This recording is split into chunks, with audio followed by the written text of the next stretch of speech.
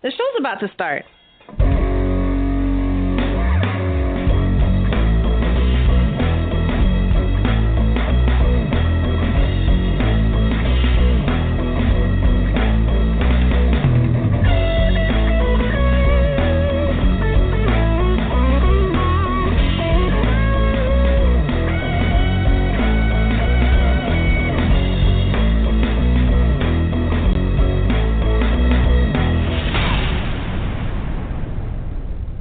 Good evening, everyone. Welcome to a new episode of No Conduct Radio. Tonight we are discussing something that I think is becoming an epidemic, which is suicide. And we are going to evaluate if it's actually on the rise or has it been this prevalent, but because of lack of social media and phones and stuff, that we just not pay attention to it. So we're going to find out if there is a change in how much suicide has been going on, or have we just not been paying attention? And we're also going to have a guest speaker on, Lynette Davis with Love Yourself, Love Your Business. And we're just going to go ahead and answer questions from anybody who has questions about suicide. We're going to give you the suicide hotline, which I'll give it to you right now, actually. So if you know anyone, or even if you have suicidal thoughts, go ahead and contact 1-800-273-8255, 1-800-273-8255. And that's what we're going to be discussing starting at 30 minutes past the hour. Right now, we are going to introduce ourselves. For everybody who's new to the show, I'm Kai. There's BJ, Char, and our resident Mr. I Know Everything Logic is not here yet. How's everyone doing? Great. I've been log on for 10 minutes, guys. 10 minutes till, believe it or not. So I would have been 10 minutes early. That's a super record. Yes. And exactly 3 o'clock, or exactly my time, which is 6 your time, right? Then all of a sudden it's like a process is, welcome to Blog Talk Radio. I'm like, okay, I guess I'm on. Hi, BJ. Hi, Kai. How you doing, Char? How you doing? Yes, Char. How are you doing? I'm better now that I'm connected, but that's frustrating to prove I can be 10 minutes early, and I technically couldn't prove it. It's okay, Char. We are quite all right. Good Lord. Okay. So how's everyone doing? We had last week off. I filled my stomach. As you know, as we talked about on our show on the 15th, I do not celebrate Thanksgiving because I don't agree with it. I don't agree with anything about it. But I do happen to eat on that day because, just everybody is off. No, it's not about celebrating it at all. It's just everybody's off, and it's easier to get everybody together on that day. If it was a different day, we'll do that too. But, my mom cooks. She cooks a lot. She cooks some good food, and we eat. Everyone gets together and we eat, and it's just a yearly thing. So I had turkey, roast beef, mac and cheese, and I mean mac and cheese, not store-bought, like mac and cheese. Right. Green beans, kale. What else did she have? Homemade rolls. Oh my God. Homemade rolls, stuffing, gravy, and sweet potato pie. Yeah. Oh, my God. That's an epic meal. It's very traditional from what we eat here, as well. So what we would eat growing up in the States, that's what we would eat. Except you got lucky with roast beef and turkey. You guys really do it up, huh? Well, yeah, because some people don't like turkey, so she cooks roast beef. So. Wow. And I like the kale idea. The kale, that's healthier. And do you cook the kale the same way? Do you guys eat, like, greens in general, or is kale the favorite choice for your culture as far as being grown up island? Does it matter? Well, this is actually my second mom, so she's American. So, okay. In the islands, we don't eat greens, like collard greens and stuff like that. And even in Africa, they don't eat that. They eat greens, but it's completely different. I think the greens that came here was the slaves trying to keep a piece of Africa, so they used whatever they had here. So I don't have like collard greens and whatever. I don't really eat that. But no, my second mom, she's American, so she cooks kale. I don't know. I've always known her to cook kale and stuff. I don't know if she cooks collard greens and stuff like that. But her kale, like she boils it with seasoning and stuff. It's so good. It sounds delicious. So, Kai, have you ever tried turnip greens, though, made with real turnips in the greens? You ever had that? No. Okay. What about you, BJ? You ever had turnip greens besides collards? You have? Yeah. And did your mom ever put turnips in them? Yes. Do you like it? Yes. Okay. Well, this year I mixed turnips and mustard together. That's why I was asking. With peppers and all kinds of spices. You can do that, right? I didn't have a choice. They ran out at Walmart.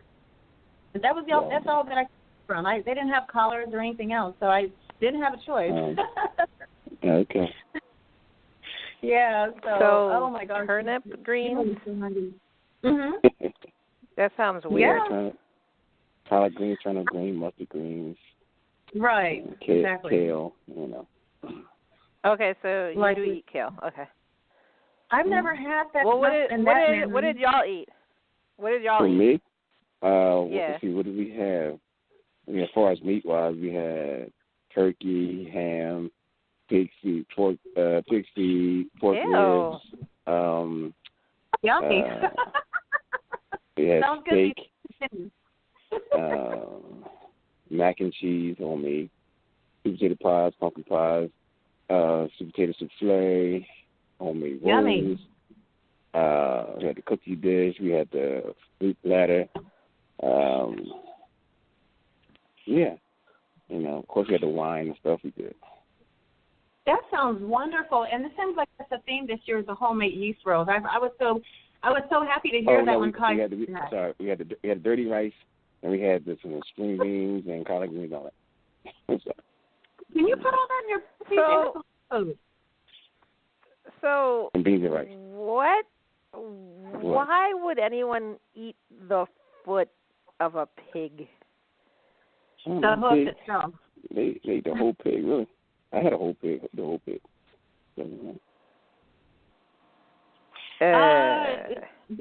hard to explain to her. It's really good if you're into pig, which a lot of people are not. But I actually grew up with that, making pig's feet, and I cook the heck out of some pig's feet. I mean, it comes out. Only eat it once a year. So me too, once a year. Exactly. Would you guys like to hear my menu of what I actually cook? Because I know nobody believes that I could really cook like that. I'm sure they don't out there. Radio land. You cook? Why would they not believe that you can cook? I mean, like I said, listen to what I ate. Everything was homemade, so. No, because when people meet me, the last thing they're going to think is that I'm a gourmet cook and I can cook all this stuff. They're going to be like, yeah, right. Maybe, I don't know, they just look at me like I probably don't lift a finger. I probably don't have a clue.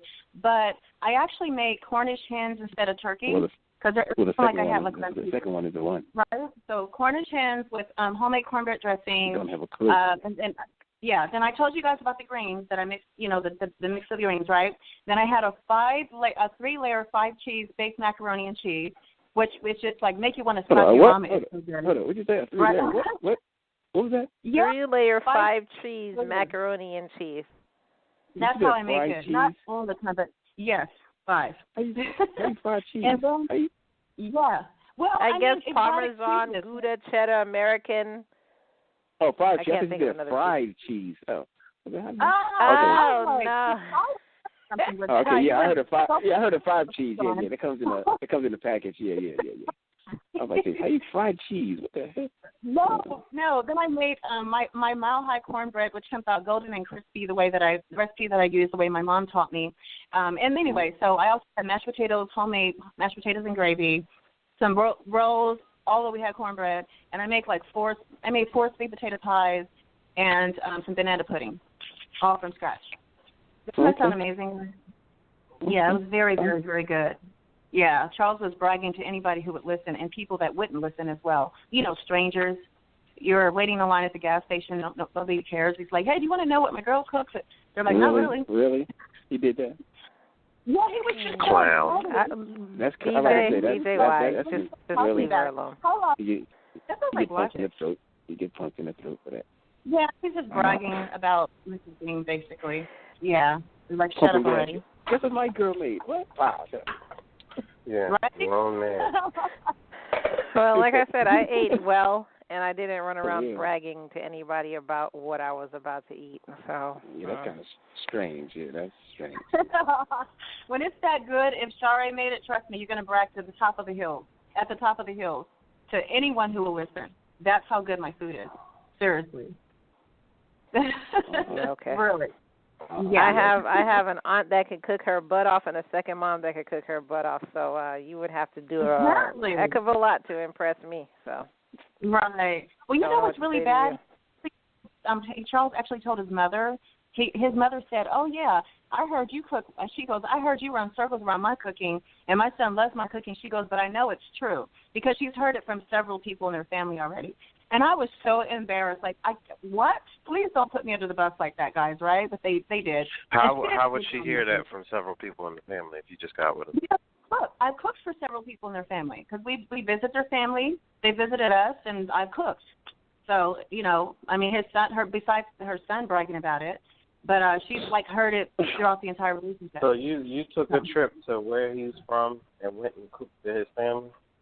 Texas? Yeah, not for Thanksgiving, just when we visited their family, which is several times, and they've come to see it, visit us. Which of course I'm going to be cooking up a storm when we have company at the house, right? I mean, who doesn't do that to welcome your company, your guests? So yeah, it was so embarrassing because it was kind of like silent, because we were on speaker, and I'm like, oh my God, my heart's beating. She goes, and I know it's true because I've heard it several times, and she says, oh, my gosh, I can't wait. So now she wants to plan a trip for me to impress her and put the rumors to rest that it's amazing, and now I'm, like, really nervous. So we'll see what happens. Maybe I'll keep you guys updated. She might just be happy. Oh, my God.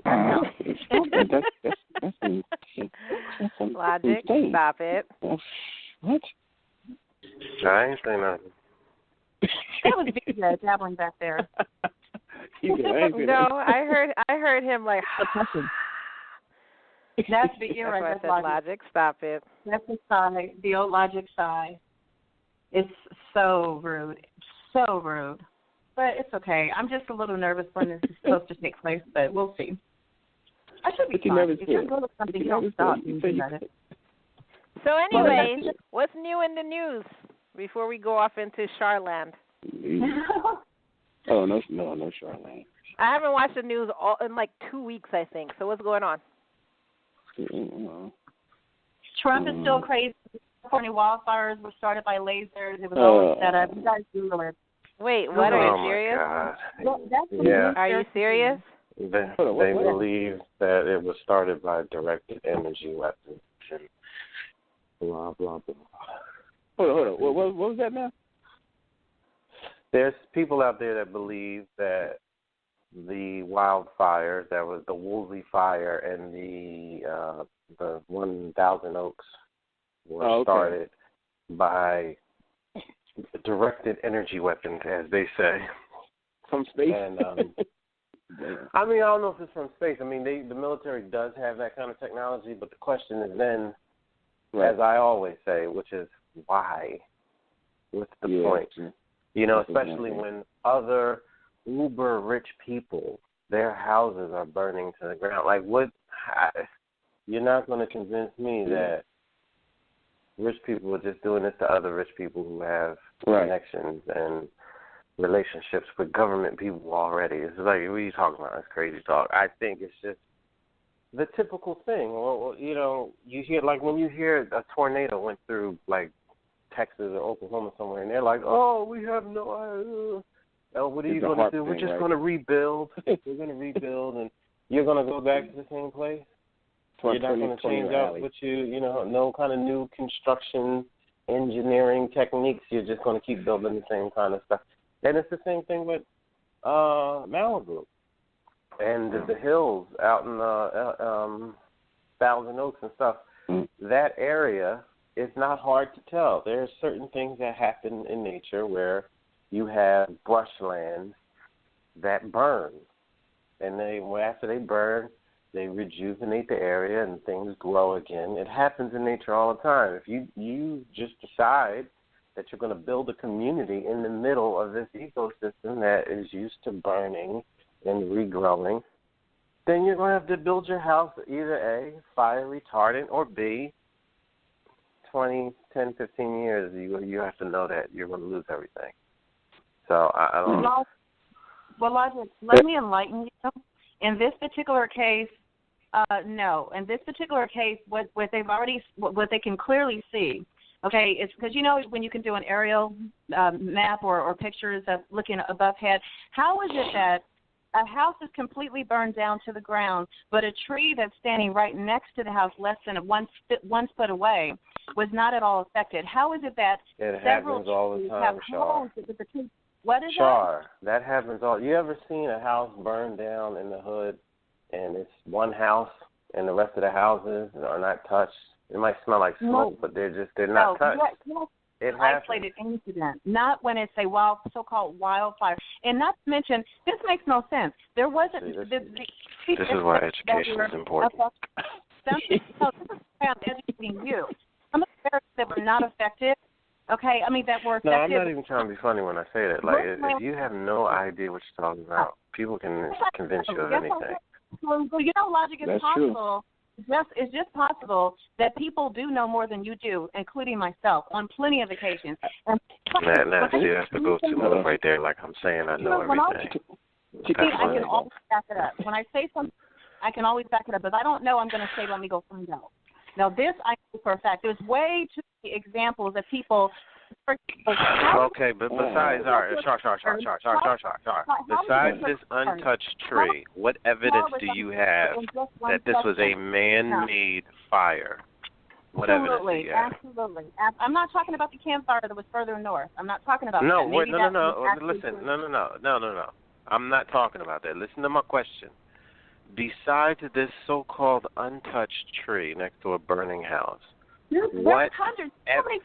Char, listen to my question first. Go ahead. What evidence do you have? Once again, if you let me finish, let me give you an example of how a laser works. Okay? Yeah, Logic. What? We're talking about lasers now. We're talking about lasers. Yeah, laser beams. They actually have, some people actually got this video, but here's the thing. If you're why would you... Hey, BJ, you know the hilarious part?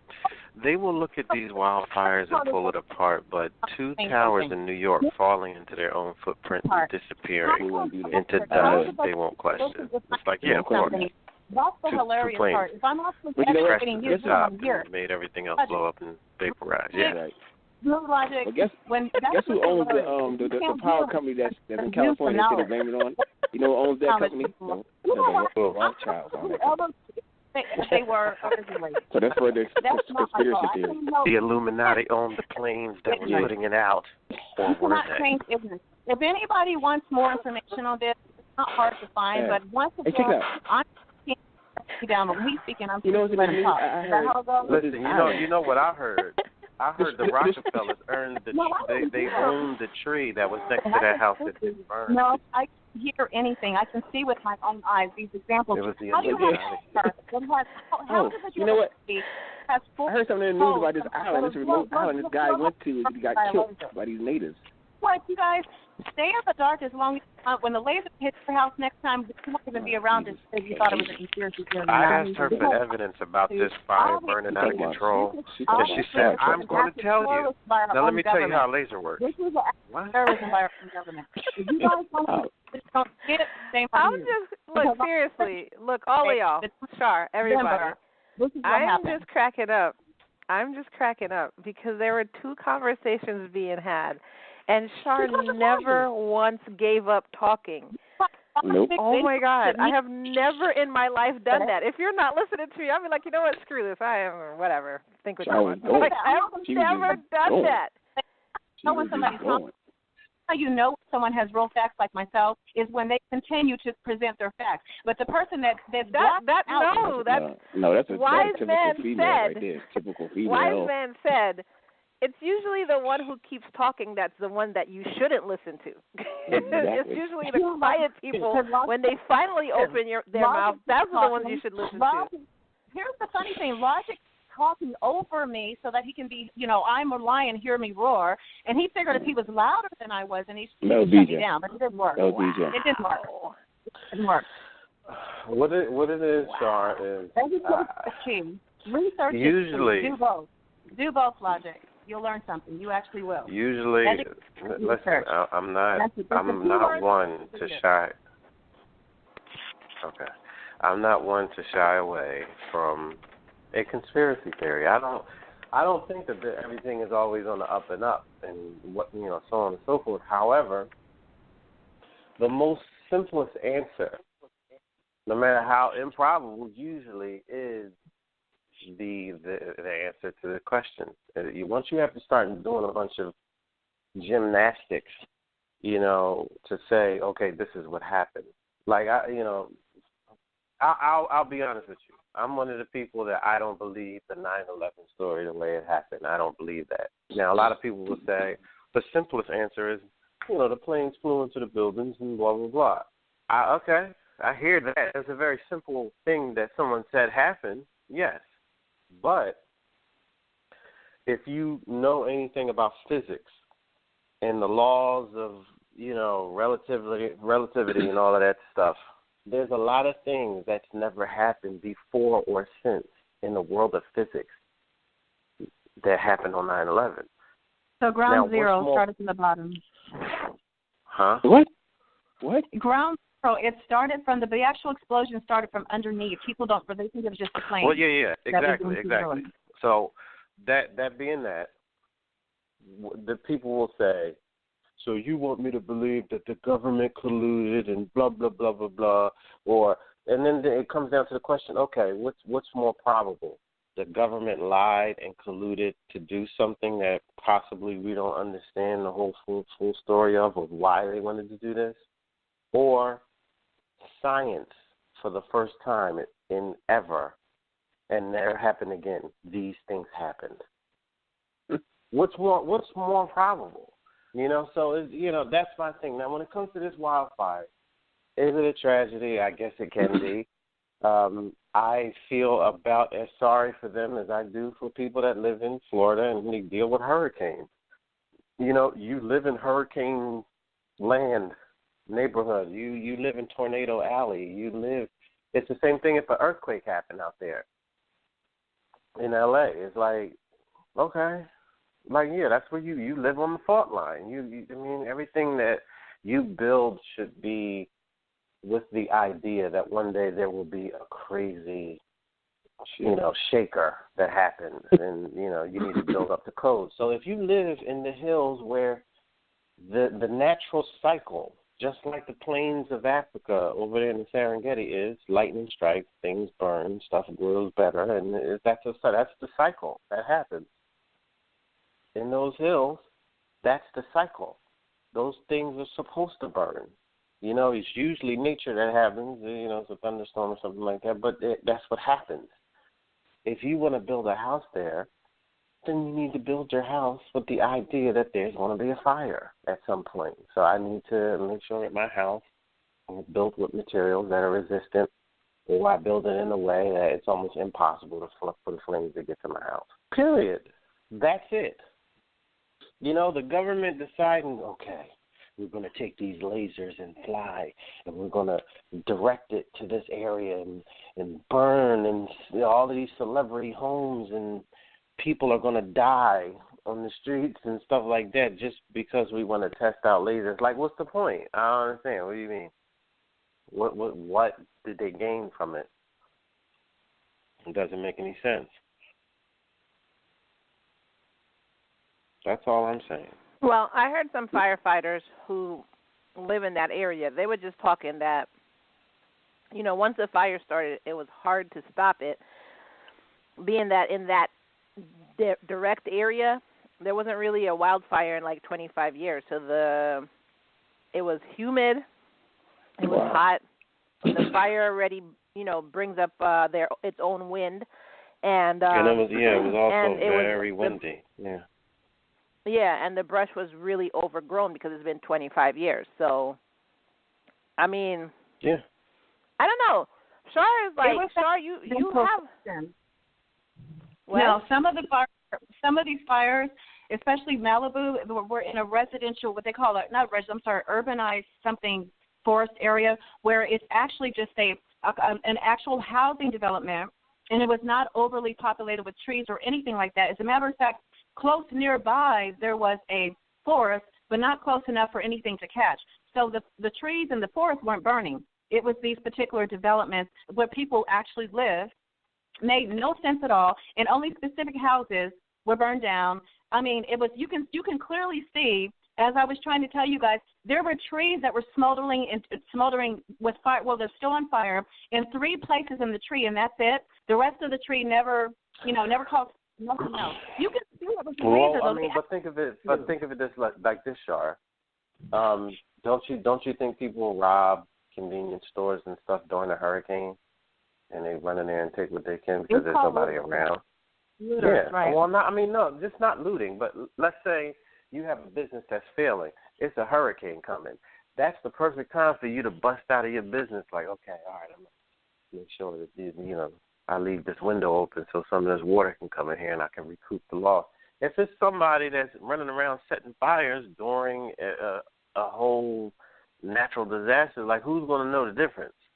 You know what I mean? It doesn't mean that it's a government conspiracy to, send a plane up there and set that one house on fire and set that one house on fire. Like, why wouldn't it just be maybe the thing, like, caught the people fire that in a way that it's not... The people that are responsible for this never thought that anyone could tell because while it was going wild, they figured that they can get away with it. But once the fire started to die down, you can clearly see, again, certain areas will be, for example, there were so many cars where people died. There's still 2,000 people missing, by the way. But there was cars that actually had an actual hole you can tell it's a laser hole where the engine is, and the whole rest of the car, you can see that it was just there. Let's just hit this car right there. That's not how fires go. Fires don't just if a fire engulfs your car, but not specifically a little, like a hole there on the engine itself and the rest of it still intact. There was just too many examples of this. It's ridiculous. Do they really think people are that stupid? Sure, they got away with it while it was happening, but they never thought about the aftermath. I tell you what, Char. Post the pictures. Post the pictures on our page of these engines that have nothing but holes in them. If you're saying that happened, that is strange because most of the metal of a car is in the engine. And usually that's the last thing to go. Exactly. I haven't seen anything like that. I saw the picture that people put up, and they say, "Oh, look at this." They'll show the handles of a car door is melted out, but the rest of the car is not burned yet. But it's because the handles are made of different components. It's not the same, so it's not going to burn the same. It's not going to have the same melting. So that stuff is oh my God.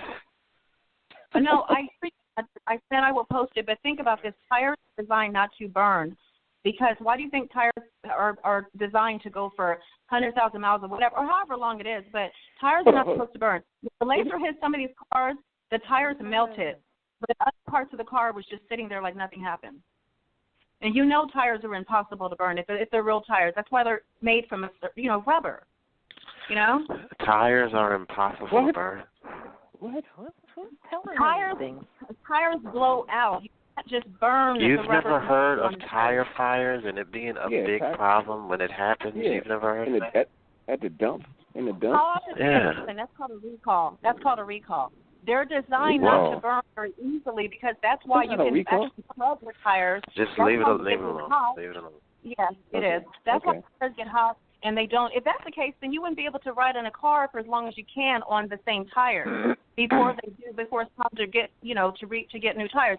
These are things that are very clear. Is different from actually setting fire to something. Kai. That's my point. That's my point. Okay. I'm sorry. I don't know what I was doing. This is my point, Kai. That's my point. how are your tires melted and the rest of the car is intact? No other fire set to other parts of the car except for where the lasers hit on that same car. Like this, but there's dozens and dozens of cars abandoned on the road. Put that on our page, and Alphabet Boys will take us down. No, category suggestion. No. She gonna get the Alphabet Boys on us. Okay. Before we actually get into, because we're at half past the hour now, and I want to get into this show. Huh? But I just have one question for Char. See, this is when we had Char's conspiracy theories. You brought none of this. Like none of this. You started off on a whole different tangent. No, this is what we are going to do. Maybe she did bring it up, but the Rothschilds interfered when started talking about it. The Rothschilds did not burning at all. It hadn't even been an issue until the week after the show. I mean, you guys don't know I planned it right that way. Okay. We're not going to get into this tangent because, like I said, we're half past the hour. Char, we are going to do a conspiracy theory, a Char conspiracy theory show. This is what I want. Because it seems like everything in life that happens is a conspiracy theory. Like, I wouldn't be shocked if you told me that a hurricane barreling down on Philadelphia is some kind of conspiracy theory because the government controls the weather. Like, well, I totally wouldn't be shocked. Actually, CERN controls the weather, so that is the government. CERN controls the weather. Oh, my God. And anyways, before we go into the crazy, wow. Like I said, today's show, and we're not laughing about the topic of today's show. I'm just baffled at Char. Today's show, we're talking about suicide on the rise. So before I bring on our guest speaker for the night, I actually wanted to read this article. Well, part of this article. It's by usnews.com. It says U.S. life expectancy falls as drug overdoses and suicides rise. So average life expectancy in the United States fell between 2016 and 2017, fueled by increasing drug overdoses and suicides, continuing a declining trend since 2014. Life expectancy at birth for the U.S. population in 2017 was 78.6 years, which was actually a decline from 78.7 years in the previous year. And then before that, in 2014, life expectancy was 78.9 years. Now, I know y'all are just saying, well, it's just 3/10. That would be 3/10 of a year. It's not even a full year that the life expectancy is declining, but you can still see there's a decline in our life expectancy. The latest CDC data show that the U.S. life expectancy has declined over the last few years. Tragically, this troubling trend is largely driven by deaths from drug overdose and suicide. These sobering statistics are a wake-up call that we are losing too many Americans too early and too often to conditions that are preventable. So what I want to talk about tonight is, I know y'all have seen over social media, Chester Bennington, what's his name again? He played the genie. Anybody? The genie. He played the genie in Aladdin. Robin Williams. Robin Williams. And so many other celebrities have taken their life, and you're like shocked. She summarized his career into he played the genie. No, because trust me, I like Robin Williams. I didn't summarize his career that way, and I didn't mean to disrespect. It's just, I love the song. That's the first thing that came to mind, and I knew y'all would know what I was talking about. Yeah, but anyways, Hook, I would have known who you were talking about. Wow.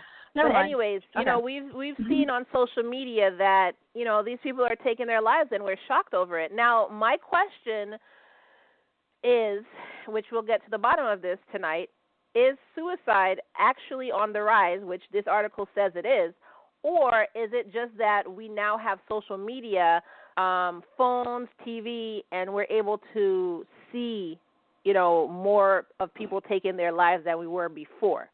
So that's what we're going to actually be discussing tonight, and we're going to take some questions from, if you need help, if you feel like you're suicidal or you know somebody who is suicidal and you have a question about it, you could definitely call in at 607-203-5378, 607-203-5378.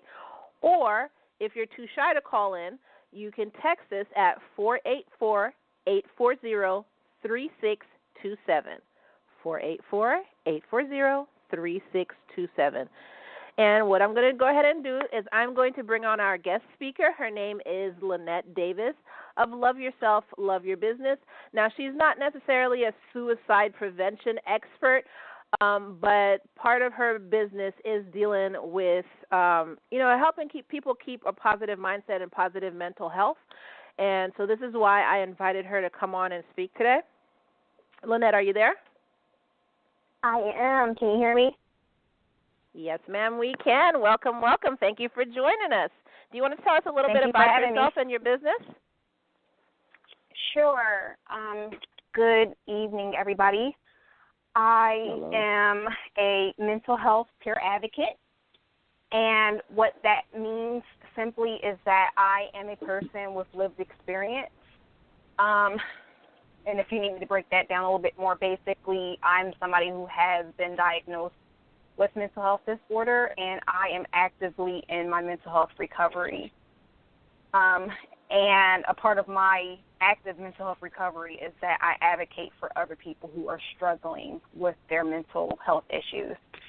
My business, Love Yourself, Love Your Business, is a mental health initiative, soon to be a nonprofit organization that focuses primarily on mental wellness for entrepreneurs and small business owners. I saw a need to really hammer in workplace wellness for entrepreneurs and small business owners, mainly because corporate America has workplace wellness programs such as EAP, but small business owners do not have the budget for such things, and so I wanted to fill in the gap. So that's essentially who I am in this sense and what I do. Awesome.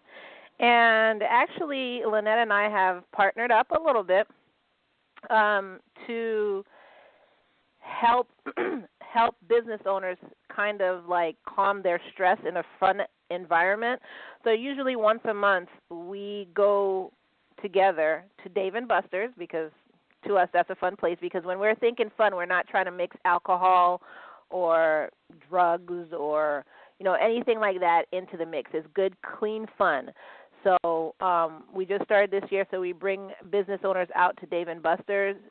We give them a little lesson, and then, we have them go out and play, which, adults usually aren't so open to just go out and let the kid out. So this is also, this also helps with mental issues that do go on with business owners that nobody is aware of or nobody pays attention to. Usually when you hear of a business owner, you just think, oh, you're rich, or you're doing it big, or you can work your own at whatever time you want to work. It's just nobody actually thinks of how stressful being a business owner is. So yeah. So Lynette, as I said, she is not a psychologist. She is not somebody who just 100% focuses on only suicide, but that's what, we have her here for, because she does deal with mental health, and we want to talk about suicide. And the reason why I brought suicide up at this time of the year, which is the holidays are coming up, so between Thanksgiving and, December 25th and New Year's and everything like that, is because I thought that this was the highest time of year for suicide. I thought, people get lonely and they kind of get suicidal at this time of year. And is that what you thought too, Lynette? I think I did, yes. I did originally think that, because of different mental health conditions that specifically come up during this time, like, for instance, seasonal affective disorder, where people lose the sunlight, so it affects the different moods, vitamin D deficiency because of this lack of sun. So I did assume that because of that, more people would die by suicide in the wintertime. But I was wrong. Yeah. Yeah, like I was actually talking to her before the show, and I was like, I was actually wrong. So when I did research for this episode, suicide is actually higher in the springtime, like the spring summertime, which is really interesting. I don't want to say weird. It's just really interesting to me. And let me see if I could read this out to y'all so you can see what I actually researched. People are most likely to commit suicide. Well, this is the myth. People are most likely to commit suicide around Christmas time, which is what I thought. Apparently that's false. Contrary to popular belief, the suicide rate peaks in the springtime, not the wintertime. This is probably because the rebirth that marks springtime accentuates feelings of hopelessness in those already suffering with it. In contrast, around Christmas time, most people with suicidal thoughts are offered some degree of protection by the proximity of their relatives and the prospect, at least in the northern hemisphere, of things get better from here. So that's why you would think it was in the holiday season, because my thinking was some people are without family and friends and, they feel hopeless. But I guess I didn't take into account people are around their family and friends, and they would definitely protect them. So, yeah. And also, like she said, it's usually, like in the northern states, it's usually overcast and cold and everyth's dead up here, and it is kind of like a depressing time, whereas in the spring it's usually just like really sunny. You go outside, you have fun, but I never thought about that. So, if you are watching your friends, you need to mainly watch them in the springtime, summertime, rather than watch them year round. Let me put it that way. Watch them year round. But yeah, suicide is definitely higher in the springtime, which is really amazing to me. So, Lynette, what do you think about this statement? Is suicide actually on the rise, or does it just seem that way because we're more exposed to social media and, information is just readily available? Yes and yes. Basically, both are kind of true. So, yes, suicide is on the rise, and we do have some statistics to back that up. And I think you actually quoted them earlier, which was CDC, which is, just in case anybody doesn't know, that's the Center of Disease Control and Prevention. And to the statistics, I'm pulling out my glasses here. There has, since 1999, there has been an increase in suicides, about somewhere between 25 and 30%, depending on which statistic you're looking at. Wow. So, yes, there has been an increase, and suicide has been on the rise. However, I can also see where you were coming with that, because since 1999, so the increase in social media usage has happened as well. And so more and more people are being exposed to things because there's more users on social media, if you think about it. So yes, if we're gonna put the statistics back to back, since 1999, yes, there has been an increase in users on social media, and more people are vying for attention about things that matter to them. And unfortunately, there are even people doing, different things live to get attention, including self-injury, or even going as far as dying by suicide live on social media. Wow. Now, you kind of mentioned something that made me think. Do you think the rise in social media goes hand in hand with the rise in suicide? Ooh, touchy. There is a lot of studies on this topic. Actually, I would have to say, and I've been following social social work researchers more so than anything. So there's different fields of research for this. But there has been an interest in studying the dynamics of people using social media and how that affects them mentally. So there's two schools of thought. And I am of the thought of with social media, you make it what you make it. You can go on social media and get a lot of affirmation. You, for instance, as you know, Kai, and, you know, I'll share with your audience here, I'm an introvert. So online world for me is paradise. I get to hide behind my computer screen. I don't have to go out, go meet people. And I get to meet people literally from all over the world. And I have literally met people from around the world. I have made online friends with people from all over the world. And that has made me feel connected in a great way. And to the point where some of the people that I have met online, when we have met in person, you know, during business meetings or networking events, it's been like talking to a friend, you know, just reuniting with a friend, even though we had never met, you know, in person before social media. On the flip side, there are people who, if they already have low self-esteem or a low sense of self-worth, and they're on social media and they put an update and they don't get the right amount of likes or the right amount of comments. Well, that's true. Yeah. They go south. Yeah. Exactly. That that self-esteem is going to plummet. They're going to wonder what's wrong with them. They're going to have a lot of "I'm not enough" thinking. Mm-hmm. Mm-hmm. So, in all honesty, social media it's a tool. I'll say it that way. It's a tool. It's what we do with it, whether or not that affects our mental health. I hope that answered your question. No, it does. It does. And, I mean, I guess people – see, my problem is, and everybody who listens, our listeners, our fans, they know my problem is I have no tact in the way I say things, and I don't know how to gently word things. So I just talk. But people who actually know me know I don't mean any offense to it.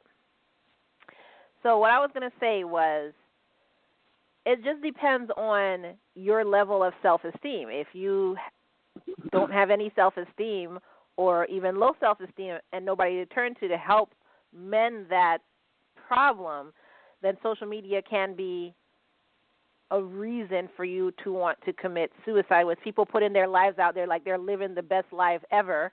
And, you know, you just want to look like them or be like them, or, you know, or also this cyberbullying thing that's been going on in schools.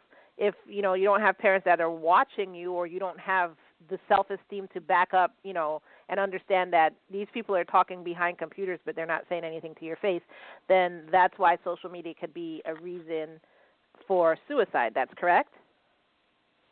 I would say that could be a reason. I wouldn't say that's solely the reason. Okay.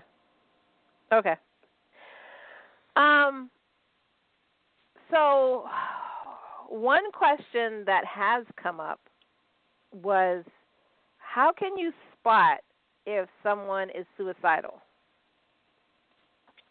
Mm-hmm. So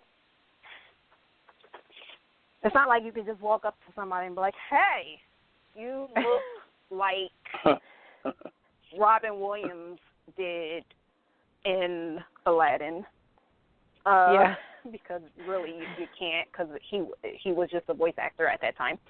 But so what you do is this goes back to not even looking specifically for somebody who may look suicidal, but it goes back to the basics of connection and relationships.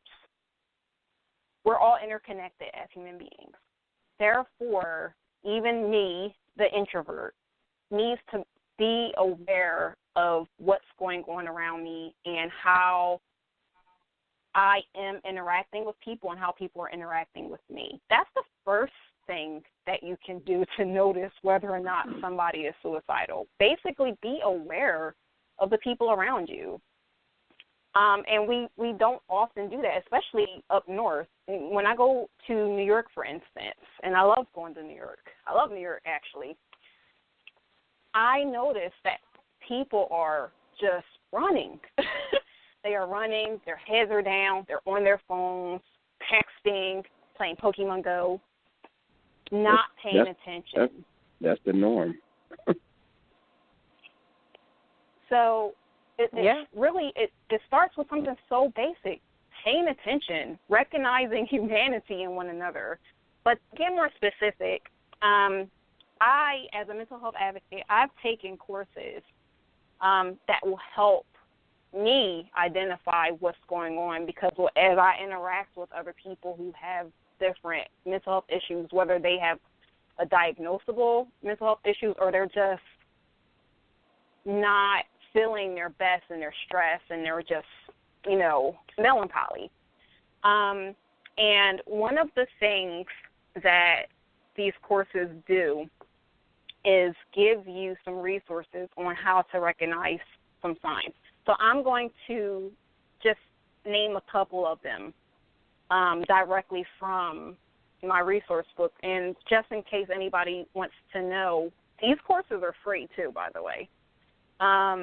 The one in particular that I'm talking about is Mental Health First Aid, and you can easily Google that and see in your state where they're giving that class. But it basically says that how you can tell if someone's feeling suicidal is to see whether or not they're threatening to hurt or kill themselves.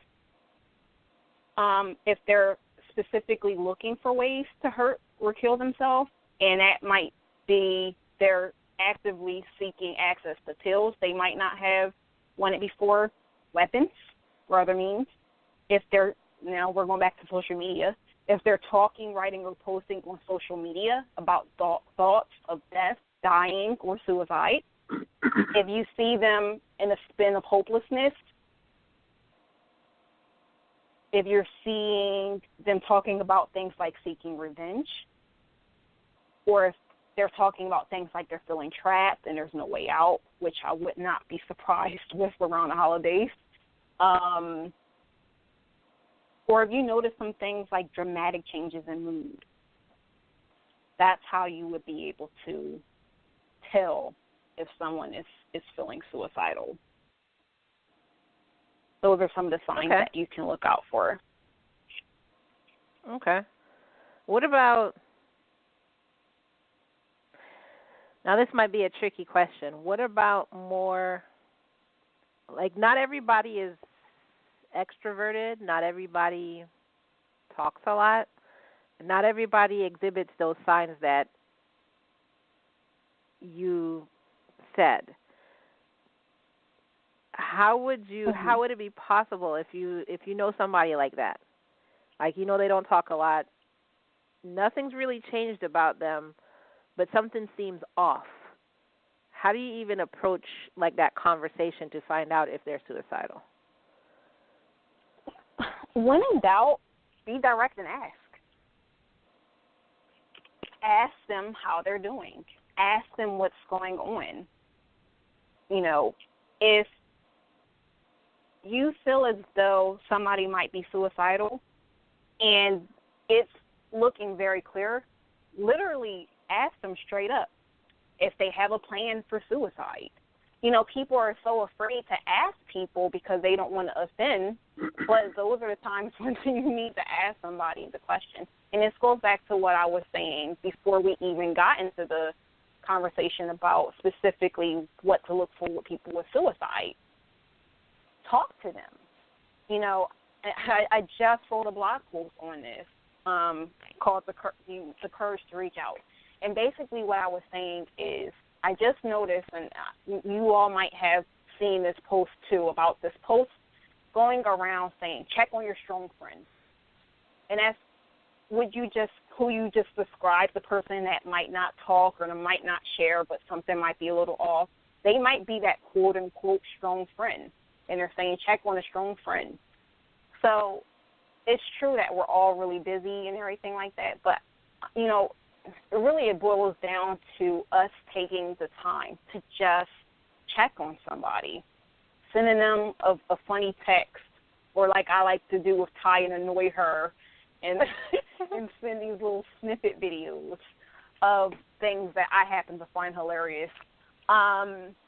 Just to say, hey, I happen to be thinking about you right now. And that can open up the door for conversation, to have these vulnerable conversations. But all in all, when all is said and done, just ask. Ask somebody. Well, what if you know somebody has a problem like that, but you constantly asking them and they don't want to talk? What would you do in that situation? Mm-hmm. So that's the other catch, and I had to address that before too, because the problem is there's so much stigma around things like suicide. So now we're talking about a larger issue that we need to begin to address. And I applaud you for having this conversation, because this is how we started. When you have somebody who's not willing to talk, you get that person, I'm okay, it's fine, no, right, I'm sorry. Right, yeah. Exactly. Mm-hmm. As annoying as that may seem, still keep reaching out anyway. Still keep reaching out to them. And it doesn't have to be so, in this case, it doesn't have to be so, look, you're saying nothing wrong, trying to guilt trip them into talking, right. Trying to shame them into talking, because that's going right. to make them cave in on themselves even more. But just continue to reach out to them in ways that I would say that are going to lead to wellness and feeling of deep connection without being overly blunt about it. That can easily be something like, hey, Aquaman is coming out in December. I'm thinking about going to go see that. You want to come with me? Mm-hmm. Just small things, if that's their thing. I'm going to go see Aquaman because Jason Momoa. But yeah, I don't like him that much. I don't like him as an actor, but he's fun to look at. Yeah, I could look at him for free. But, basically, you just try to meet somebody at where they're at, not where you want them to be. So in that situation, you don't force the issue. So in that situation, you have to have a lot of patience with that person, right? Yes, you do have to have a lot of. Okay. Yeah, you have to have a lot of patience. And I think that's the case with any type of interaction with people. We have to have a lot of patience with one another, because we're our own individual people. We have our own thoughts about what we should be and what we expect of ourselves, and then we project those thoughts and expectations on other people. On others, right? Exactly. Yeah. Anybody else have any questions? I'm surprised. I wanted to make a comment. I had a comment actually. After listening to everyone thoroughly. So Lynette, I did want to tell you. This is Char. I'm another host, of course, but I just breezed through your website. I guess it's lovebiz.com, and the concept of your website is phenomenal. So I have two sides to this. What Kai had mentioned about the teenagers, or actually I don't know if she said that. I'm sorry. She mentioned cyberbullying. To be more specific, on one hand, I feel that there's a teenage epidemic that was not necessarily heard of before, of course, because, prior to social media.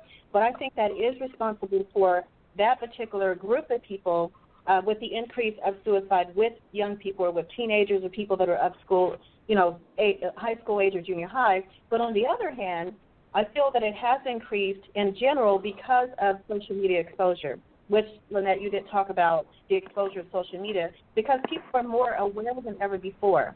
It's like now they have an audience, not a healthy audience, but just an audience of all these millions of people in the world that were accessible to us then.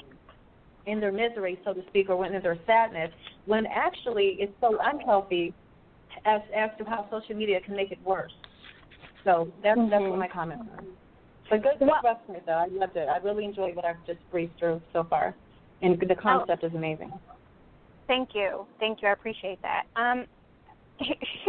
Here's what I've learned about suicidal thoughts. They're oftentimes a plea for help. So I can think back on when I was a teenager, which is when I believed that my depression began. Probably before that, but I know I wasn't definitely seeking any help or professional diagnoses until my teenage years. When you're a teenager, you're coming to, we have whole models on studying the whole stages of development. And so your teenage years, you're going through puberty, you're having different hormonal changes, you are entering this world where you're trying to be independent, but also wanting the safety of home.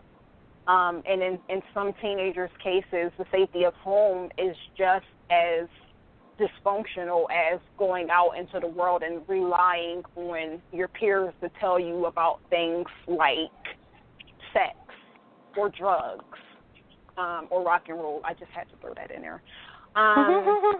And so that's one of the reasons why I said that social media could be a factor, not solely the factor. And I think that's just as true for teenagers. I do understand what's about the audience thing, which is why I said that these thoughts are often a plea for help. And so having this network of people there could aggravate your need to be seen. But really, when it boils down to it, that's what it really is. It's not so much about this larger audience. It's about this need to be seen and to be heard. And that's a whole nother discussion right there. So that's my take on the rates with teenagers. What's awesome right now is there is a movement of many advocates really doing a lot of outreach for teenagers. And I know, for instance, like the text crisis line is really geared towards helping teenagers. I mean, it's open for everybody, but there's definitely a huge outreach for teenagers, especially teenagers within, like, for instance, the LGBT plus community, who at that time they are, again, discovering their identities, not being happy with what they're discovering about themselves, feeling insecure about that, and that causes mental health issues as well. So there's so many different factors in play when it comes to teenagers. Despite that, though, statistically speaking, I believe the largest percentage of people who are dying by suicide right now are men, middle-aged men. Really? Which that was going to be one of my questions. Yeah. Like Anthony Bourdain, for example. Actually, I do have that up right here. Most of it has to do with divorce and, child custody and stuff like that. When they go through the civil courts, these civil courts are biased to women, and these men are being destroyed. So they usually end up killing themselves. Well, Logic, can I just add to what you're saying? Not only that, but have you guys thought about this? Why does it seem like celebrity-wise, when it's people that are in the media, in the public eye for years, or even considered to be, a role model, why does it seem as if the communities don't come together? Communities don't seem to come together until after it happens, until after the person has successfully committed suicide. Then it's like, oh my gosh, I've always loved this person. I wish I had known. I've been there for him, especially when it's a celebrity in the media and especially when they're over 40, over 50. It's almost it's not about celebrity. It's the same thing as if you have an old person in your family. Most people don't pay attention to them until they die, and then they come around to get the stuff in the house. Like, oh, can I take the couch? Can I get the ball? You know what I mean? Like, that's just basically people. If it's not happening to you, people don't think about it. So until it actually comes to the forefront, nobody thinks about it. And I was going to say, I actually have the statistics here. It said it says men die by suicide 3.5 times more often than women. And white males accounted for 7 of 10 suicides in 2016. So the rate of suicide is highest in middle-aged white men in particular. Yeah. So actually, the suicide rate is highest among adults between 45 and 54 years of age. Wow. Like I said, that divorce court is a motherfucker. I mean, I kind of when I was wondering if men or women have a higher suicide ratio, I kind of figured it was men. Because, I mean, listeners, come on. Listen to Char. Men have the higher suicide rate. Good God. Men do have the higher suicide rate. See, Lynette, you don't understand. It's just Lynette is more feminist than I am. Lynette is more feminist than I am. So when I think that men do commit suicide on a higher ratio than women, it's because they have to deal with life. They have to deal with the women in their life. They have, to me, from talking to men and just paying attention, men just have a lot more stress on them. That's what I think. But like I said, Lynette might not agree with me because she's more feminist than I am. I'm not quite where she is. Well, here's the thing about when we talk about suicide and why people do things. There's so many different factors. Some of the things that I believe was it Logic? Yes. Okay. Logic. Some of the things that Logic pointed out could very well be reasons. But really, honestly think that one of the reasons, and I can't say it's a top reason, but one of the reasons is the way we are socialized. Men are typically, and this can easily go into a whole nother discussion, but men are socialized to essentially kind of fit this one characteristic. They don't get to be, multi-dimensional characters. They don't get to be emotional. They can't let it out. Exactly. And so if we really go back, according to NAMI, 90% of people who die by suicide, and I want to say die by suicide because a part of this conversation is to smash stigma, and one of the things that we need to smash is saying committed suicide. You commit a robbery, you commit a murder, but you don't commit suicide. You die by suicide. So 90% of people who die by suicide have a diagnosable mental disorder. So keeping that in mind, a lot of men do not go and seek mental health care services.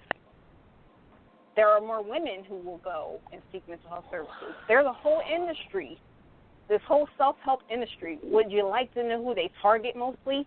Women, because they buy the stuff. So men, on the other hand, they take things and they take it in. They don't go, they don't speak about their feelings, and they don't know or recognize mental health issues within themselves because it typically is covered by, you went and said something about this really early in the conversation, by substance use. And that takes form in abusing those different substances, whether that be alcohol or I could see more and more coming up cannabis. So because as it becomes more legal, some people do not have the capacity to know when enough is enough. And so you have men who have mental health disorders that are not getting diagnosed. They're either undiagnosed or they're underdiagnosed, misdiagnosed, especially in communities of color. And they have these issues and they're not getting any help for themselves. Not only that, but the reason why men have a more successful rate of suicide, because like I said, if you actually look at the statistics, women attempt suicide more than men, but men are successful, which is why their rate is higher.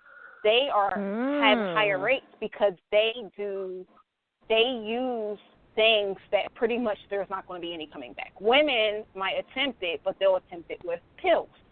Men usually have firearms.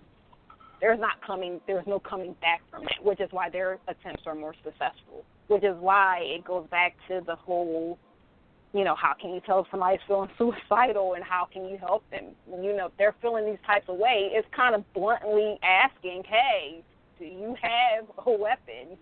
I think we need to remove that from the house. So there's so many different factors into these things. But, one of my theories, and I do think it is a huge contributor to it, is because men do not give themselves permission to be seen as quote-unquote weak. Well, society doesn't, honestly. Yeah. I was about to say, yeah. Yeah. Yeah, like men will clown each other like if a woman breaks up with a guy, breaks his heart. If a man tells a friend, she broke my heart, like you have a high chance of being called a bitch just for saying that your heart was broken. You know what I mean? So it's like that's the way we are. And before women go say, "Oh, that's ridiculous," it would be the same thing. A woman would have the same thought if a man that she was interested in or a friend was saying, "Oh, my heart is broken." The first thing that would be in her mind typically would be, "Ugh," you know what I mean? Because that's not the image that a man is supposed to portray. You know, and that's part of, as you said, the pressure of being a man. You're always supposed to make the right move. If you don't, you're stupid. You need to get your life together. Or, you can't be emotionally hurt by anything or compromised in any way, such as like, oh, my mother didn't love me enough. Oh, what are you, gay? Go get over it. Go get a good job and move on. So that's the kind of approach that society tends to have with dudes. No emotional weakness. Yeah, like I said, y'all have more pressure than us.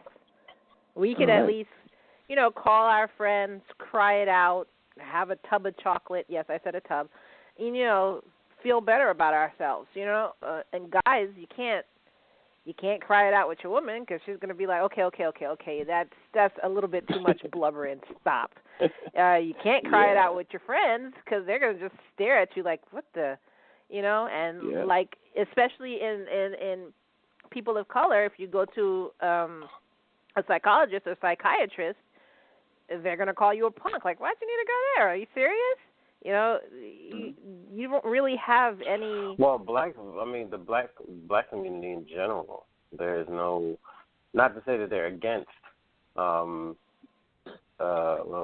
psychiatry, but it's just looked at as you're going to go tell somebody your problems. Like, what's the point of that? You know what I mean? It's not something that typically deemed is an option or necessary. Right. Like, work it out, man. Work it out. Yeah. Right. That's true. And I wouldn't say that men are more pressured. And you're right, that will be my feminist side kicking in. It's just that we have different pressures and we absorb them in different ways. I'll always say that we have things that we all deal with, and we can't judge whether or not somebody's pressure is more than another. I know a lot of women who would laugh at the thought that a man had more pressure than them with the whole argument of the childbearing and things of that nature. But I'll go middle ground and just say that it's more so we both have different pressures, but we deal with them and handle them in different ways. And which tying it back to this whole conversation about socialization. And there's other things as well when it comes to, you know, when I could think about with middle-aged men. And I just had this conversation with, speaking of a middle-aged man, and he was telling me about the economy and how that was getting him down. Just recently, was it GM just laid off all these people.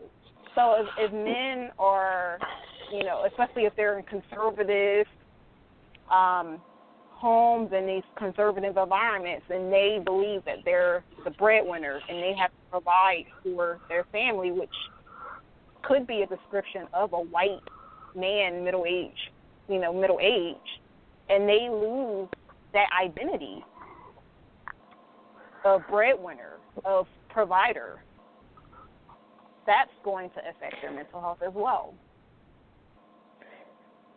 Yeah, and actually, let me say this before I go into the questions.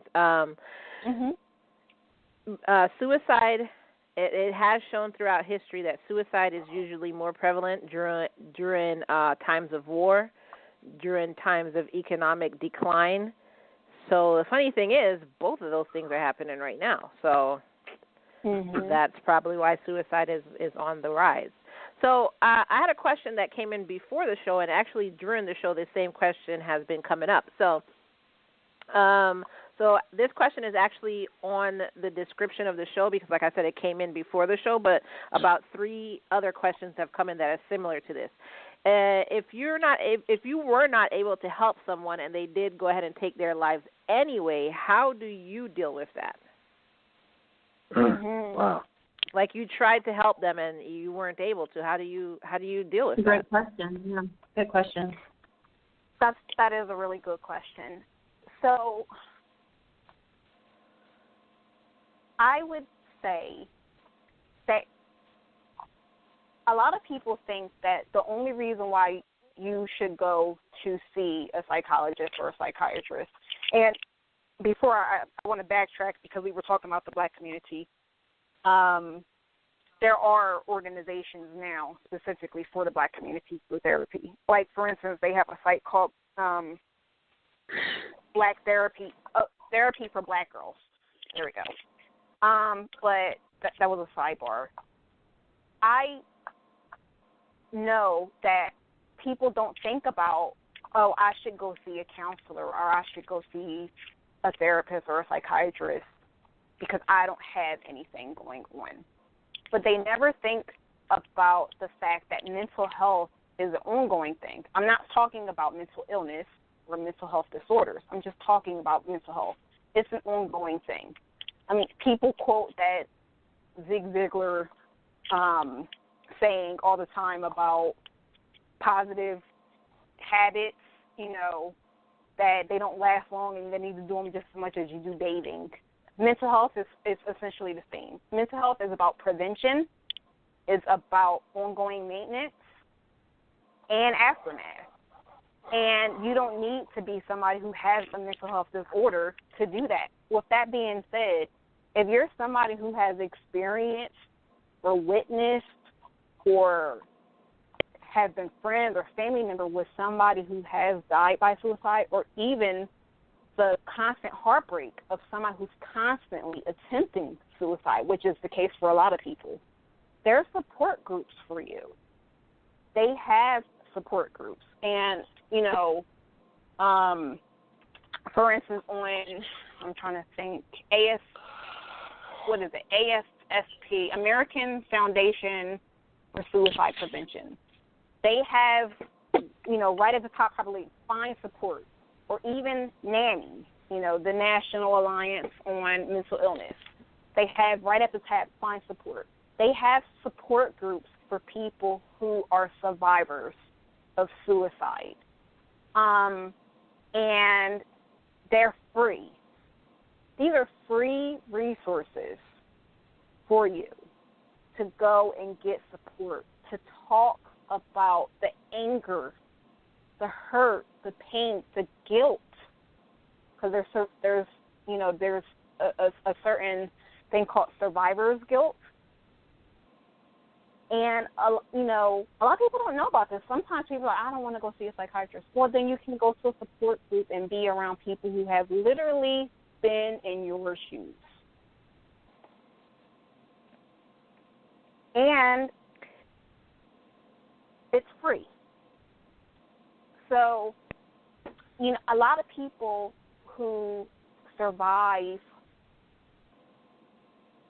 a loved one who has died by suicide, they have a lot of different emotions, and they're not exactly sure and what to do. And I always say that first things first is to look for the free resources, because somebody else's death by suicide could actually trigger your mental health issues. Because somebody else, you might not have had any issues with depression or anxiety before, but now you've been triggered, and you need to, it comes a time where you have to kind of own it. Like during this holiday, I lost somebody, and I know that every holiday is going to be a bittersweet time for me. That's the time where you load up. You load up on your resources and make sure that you have the support that you need lined up and ready to go. Make sure that you have the numbers, for things like the suicide prevention hotline or the crisis line or these free support groups. And I just gave 2 of them where you could find these support groups. So that's what I typically recommend to people. And, if they can't get into counseling, but of course I always recommend counseling. You don't need to have a mental health disorder to go to see a counselor. And I recommend anybody to go and see a counselor, because we all could use somebody to lean on, and that's a professional that can help you decipher whether or not things are just stress or they're anxiety, whether it's just melancholy or it's depression. Just knowing that you have these resources and having it ready is how you work through your grief cycle. That's what I would recommend. And to be proactive, about your mental health. So real quick, Lynette, to the listener who just messaged in, she was one of the ones with this question. Mm-hmm. The listener who messaged in that, how do you deal with basically the loss of your daughter who committed suicide? Lynette, wow. Can you give those support groups again, the couple support groups that you gave? And go ahead and look this up. And after the show, we'll have this on our website, and we'll also have it on our social media. On every social media account, we're No Conduct Radio. So I'm going to put it up on our social media accounts after this show. So, Lynette, if you can give those groups, support groups again. Sure. So the first one is Nanny, and I believe you could just go to nanny.org, and you could find support, like right at the tab, there's probably support. The other one is the American Foundation for Suicide Prevention, and they have support groups specifically for people who have, lost someone to suicide, and those are free. And I'm sure they have support groups for people who feel suicidal as well, correct? Yes, both sites do, correct. And they also have training for people who want to be prepared to know, like you asked earlier, to know whether or not somebody is feeling suicidal and the steps that they can take to help support them until, because a lot of times with therapy there might be a waiting list, so to help them, support them until they can get into their therapy appointment or their inpatient treatment. And then also there's creative ways. I just met a woman who lost her son to suicide, and she is creating a documentary and entering it into film festivals. That's a part of her healing process, to tell her son's story and to talk about how amazing her son is. And another woman. Go ahead. Another woman I kind of just wanted to reach out to this guy real quick, to the listener who messaged in that you don't have anyone in your life and you're feeling very lonely and you're asking if you should just end it all. Well, first of all, you're never alone. There are billions of people on this planet, and you can reach out to any one of the support groups that Lynette just mentioned. You could reach out to anybody on No Conduct Radio. We're here to talk to you. And we may joke a lot, but we really actually do care about our listeners and, anybody that's going through a mental health problem. So you could reach out to us on social media, No Conduct Radio.